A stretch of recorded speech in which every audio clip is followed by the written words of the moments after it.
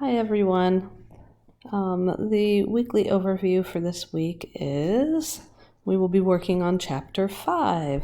On Monday, I'm going to assign Chapter 5.2b, and that will not be due until Wednesday. But 5.2a is due. The complete 5.2a assignment is due on Monday. 5.2b is a continuation of trigonometric verifications.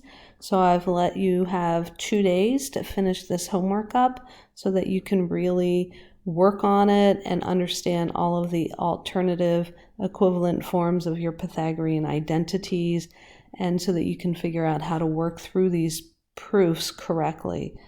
On Wednesday, the 5.2b assignment is due, and I will assign the first half of the 5.3 assignment, which is the sum and difference identities for cosine.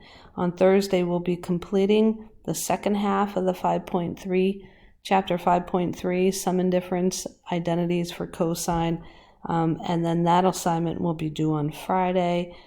And on Friday as well, the Chapter 4 assignment will be assigned, and you'll need to complete the first half by Monday. And Chapter 5.4 is all about the sum and difference identities for both sine and tangent. So I hope you enjoy your week.